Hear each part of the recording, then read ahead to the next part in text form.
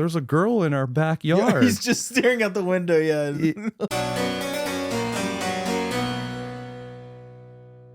Hello, everyone. Welcome back to the channel. We are here. It is day 23, October 23rd of our 31 days of Halloween here on the Calvin Cam. And we are very excited to do this episode today because this is one of the greatest horror comedies of all time.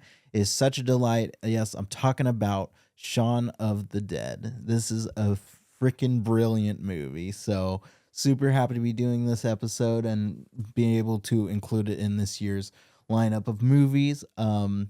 Before we get into today's episode, like usual, I'm going to remind everyone, hit that like and subscribe button down below.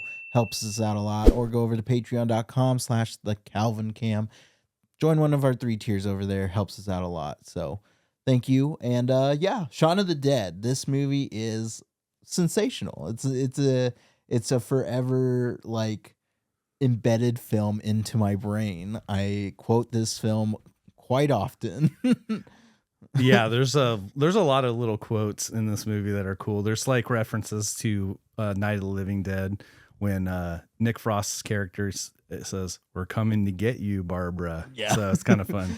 No, this movie is so great. I mean, like, I've seen this movie a bunch of times. I assume this isn't your first time watching this movie. No, absolutely. So this, it's directed by Edgar Wright, and Edgar Wright is a brilliant filmmaker. For those of you who don't know, he's done the 3 trilogies with Simon Pegg, or the three trilogies, the trilogy with Simon Pegg, Nick Frost, which is Shaun of the Dead, Hot Fuzz, and then At World's End. And then he's also directed movies like Baby Driver, Scott Pilgrim, Last Night in Soho. Like, he's a really, really brilliant director and has a really cool sense of cinematography, like the way that he does the cinematography and works with the AD on that. But I think that this movie just shines so well, and it is celebrating an anniversary this year. I believe it is the 20th anniversary of this film. God, I feel old. I saw this in the Bayshore Mall Theater, actually. Oh, really? Yeah, so that was like the first time I saw it. Obviously, it was in the theater, but yeah, there's so much to talk about this movie. Yeah. You want me to start, or? Yeah, go ahead. Okay. This movie has great cinematography. I really like the opening credits of the zombies walking as it says Shaun of the Dead. Like, that is like a brilliant start to this movie. Like, the credits are really cool in the beginning. I like Simon Pegg and Nick Frost's character. They've been friends since they're childhood friends. Basically. Oh yeah. And they're just going through life every day, especially Simon Pegg. Like, they have a roommate, and his roommate's not keen of Nick Frost's character. Yeah. And it seems like he's going through life every day, ominously with his girlfriend Liz, and he's having problems with Liz because Liz wants more out of life. She doesn't want to just go to the bar, which is the Winchester, is a bar they always go to every single night. So she just wants a change. She wants something new in her life. She wants Shaun to do something with his life and not just be this just random, just dead weight. Yeah. Like not going anywhere in life, kind of. And I think the film really emphasizes on the fact that this is about just a very average person who's just going through life day to day, not thinking ahead, living in the now, not living for the future. Like, he's just a very like average dude. So. Yeah. And you have him doing this, and then when the apocalypse starts, you see all these glimpses, and it shows that he looks, but he's not really interested. He's just doing randomly living life, just going through the mundane tasks of life, going to work, getting up, going to work, going to the Winchester, like what he normally does in his life. And it's just cool. Like, when stuff does start happening, he notices it, but he doesn't really notice until, I don't think they noticed because they're drunk. They were coming to the Winchester, and they have that little nice part where they were leaving the Winchester, and then the zombies like, yeah. And they're all, it's pretty cool. It's pretty funny. And then, but they really realize is when Nick Frost goes, "There's a girl in our backyard." Yeah, he's just staring out the window. Yeah. Yeah. So they go to the backyard and they don't know how to deal with this. So at first they just think that she's like, is she just drunk or out of sorts? And then all of a sudden they realize that it's a zombie. Yeah. And like, at least another zombie stumbles into their yard, and then we just have them just do this whole comedic scene where they're throwing like LPs. They're looking through them, and he's like, "No, I want to keep that one." He's like, "Might want to keep that one." Purple Rain. He goes, "Hell no." He goes, "That one? Oh, hell yeah, throw it." It's just so funny. It's so like Batman great. Forever. Yeah, toss it. Yeah, it's so funny. And then when this all goes down, he's thinking about Liz. He wants to make sure that Liz is okay, and he goes and he wants to set up a plan. So it's cool how they set up a plan, and they show those the whole montage of what their plan is. And their plan is just to go to the Winchester. It always ends with going to the Winchester. Yeah. So I thought that was cool. Just the montage we of all it. go to the Winchester and wait for this whole thing to blow over. So yeah, that is cool. But it's cool that you see Shaun's like his character evolves. He's like, I need to be the bigger man. I need to step up and do something with this. I have to get my mom. I want to make sure Liz is okay, even though Liz is kind of having a falling out, maybe even breaking up with him. I don't know if they actually broke up, but he goes over there. He goes, we got to go there. We got to go. We got to figure out where we're going to go. And they're like, we're going to go get my mom first, though. So he's had resentment towards his stepdad all his life. And you get there, and his stepdad has been bitten, and he's obviously going to turn soon. So they... it's so funny. He's like, we gotta kill him. And she's like, no, God's heavens, no. And then it's cool because they get all in the car. He's Nick Frost is like, I get to drive his Jag. He's like, hell yeah. Yeah. So they get in the Jag and they're driving, and the stepfather is dying slowly. And he said, he opens up to Shaun and goes, I never hated you. I never sent resent. I loved you, Shaun. I just wanted you to just be more responsible. Yeah. And so I think after that scene, he realizes that, he loved his stepdad. He's like, well, shit, damn. And he just opened up and told me all this stuff. And he's just like, then he thought about it. He's like, I need to save my mom, and I need to do the right thing. And I just love how he just progresses to this person that is just trying to be a leader. And it's really cool. Yeah. And I think that definitely shows a lot, because the way that Shaun's character is presented is that he is very carefree, but like it's everyone around him who loves him for who he is, but they just know that he could be better. Like and not in a bad way. They just know that like he has the potential to have greatness in him in life. So I think that's ultimately coming from his stepdad, coming from Liz. Like, these are all people who love Shaun deeply and dearly, but just like know that he's better. The only person who loves him, through thick and thin is Nick Frost. Yeah, he's his best friend the whole time. It doesn't matter what he's doing. And I think that it's like it's not that Nick Frost is a bad friend, but it's that like childish behavior that encourages a lot of people to stay in just like this, place, this like place where they're not really moving like progressively in their life. They're partying, they're getting drunk, they're always ending up at the Winchester. Like the whole beginning plot is that it's his and Liz's anniversary, and like, what does he do? He never made a reservation anywhere, and then he tries to end up making one at the Winchester. Like, he tries to always make it go back to the Winchester. But one of the things that I really love about this film is, on top of like the comedy elements, the shots to go along with the comedy are brilliant. Just especially if you look at the beginning shots where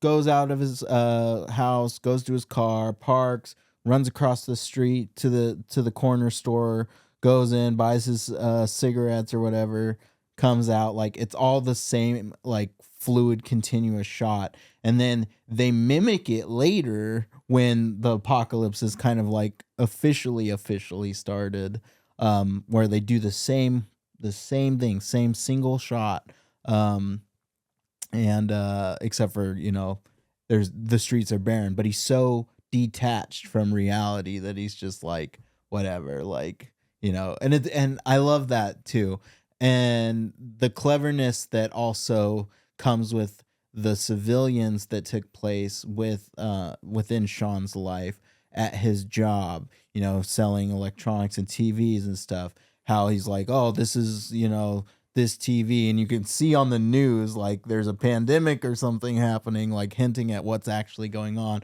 but everybody's just so not invested in like what's happening outside around, like outside of their own little personal world.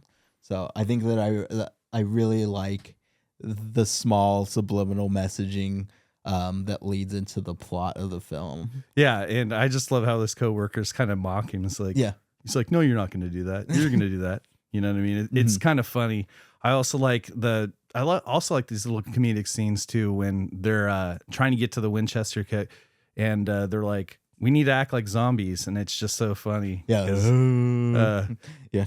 I think it's Liz's roommate, that the one guy with glasses. I can't remember the character. He's like, like, no, you got to try. He's like, it's so funny. So the whole time they're walking there, and her mom doesn't even do anything. She's just like this. It's just so funny how they get to the Winchester. Okay, we're here, we're there. You know what I mean? And he's like, I'm gonna defuse this. I'm gonna say, hey guys. He goes, what if Shaun doesn't come back? He goes, I'll be back. And it's so funny how he defers the zombies away from the Winchester, but Liz's roommate just breaks the window. Just it's so funny. Like, now what do we do? He's like, get inside. So it's just like, it's hilarious. And when they get in there, they try not to make noise, and there's that arcade machine in there, and Nick Frost fires it up, and then you have the Queen song playing, and it's just so funny. At the end, it's great. They grab the rifle, they're like, that thing doesn't work, and then he shoots it. Like, he was like, holy shit! It's like, I told you it works. So it's just so funny. This is a must-watch film. If I were to rate this film, I give it a 5 out of 5. I think that it's just absolutely brilliant. From the story to the cinematography to the sound to just, it's hard to make a comedy that's just perfect. And I think that Shaun of the Dead does a really great job of actually making a perfect comedy. So 5 out of 5 on my scale. What about you? It's a 5 out of 5. Everything about this movie, love the acting most of all. The comedic values, the sidekick of Simon Pegg and Nick Frost. Just the whole idea of the comedy zombie movie is just so awesome. It's good. So it's good stuff. Those are the strong points. So it just, and this is one of those films that also George Romero said, this is the best zombie movie that I never made. So yeah, it's cool, like, having him say that. I watched a documentary called Doc of the Dead, and he talks about this movie's talked about a lot in that documentary, and he mentions that. So nice. Yeah, this movie's a 5. All right. Well, let's get into the fun facts before we end this episode. So, for the fun facts, George Romero, creator of the movies to which this movie pays homage and lampoons, was so impressed with Simon Pegg and Edgar Wright's work that he asked them to cameo in Land of the Dead in 2005 as zombies. That's really cool. Yeah. And you have that shot of, we forgot to mention this in the episode, when Shaun walks in and he's yawning, he's like, yeah, he's just standing. It's so good. When asked by an interviewer why they chose to have slow-moving zombies instead of running zombies, Simon Pegg simply replied, because death is not an energy drink. Awesome. So, that's cool. Simon Pegg and Edgar Wright considered a sequel that would replace zombies with another monster, but decided against it as they were pleased with the movie as a standalone product and thought too many characters died to continue the story. The proposed title was From Dusk Till Shaun. However, this idea did have an afterlife, A mocked up poster can be seen from the film in Spider-Man Into the Spider-Verse 2018. The Dusk Till Shaun. Did you notice that in the I movie? didn't notice that, but that's freaking awesome. That's a cool Easter egg for you being the Spider-Man fan. If all the new viewers, Calvin adores Spider-Man. It's his favorite thing in the world. Shaun and Ed's friendship is based on Simon Pegg's and Nick Frost's when they shared a flat together. Okay. So, like, just based on their real friendship. Right on. That's cool. Night of the Living Dead, directed by George Romero, was given a private viewing of this movie near his house in Florida. During the scene in which Ed yells into the phone, "We're coming to get you, Barbara." Yeah, that's right. As I mentioned As earlier. you mentioned, Romero was obviously to the fact it was a direct lift from his movie, and only found out later after a phone conversation with Edgar Wright. That's cool. Many of the zombies extras are fans of Spaced, 1999, which also starred Simon Pegg and Nick Frost and was also directed by Edgar Wright. That's cool. So they've done a lot of films together. Oh, yeah. Hot Fuzz is amazing. Like you mentioned it. Fuzz oh, my God. So good. I love Hot Fuzz. I just like Nick Frost. He's just a good actor. Have you ever seen the TV series Into the Badlands? I haven't seen much. I've seen a little bit of He it, plays a but I haven't seen character. much. He plays a character Baji, and he's just he's really good in that show. That's just a good show.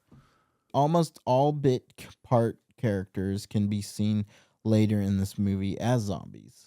Okay, that's cool. So, like, that's a good Easter egg to, like, look out for during the movie. That's cool. Quentin Tarantino dubbed this as one of the top 20 movies made since 1992. Yeah, that's saying a lot from Quentin too. Yeah. Let's see. It cost $4 million euros to make and grossed 30 million worldwide. Definitely a good takeaway. A good takeaway from the box office for sure. And let's do one more. Let's see. The rifle they used in the Winchester is naturally a Winchester Model 66. It is the same weapon used in Night of the Living Dead and Night of the Living Dead, in 1968's Night of the Living Dead and 1990's Night of the Living Dead. Oh, nice. So you have that one. That's cool. Yeah. The one that they shoot Ben with at the end of Night of the Living Dead. That's really cool. All right. So that's going to be it for our fun facts for this episode. Thank you all so much for tuning in to today's episode, and we will catch you on tomorrow's. See you tomorrow, guys.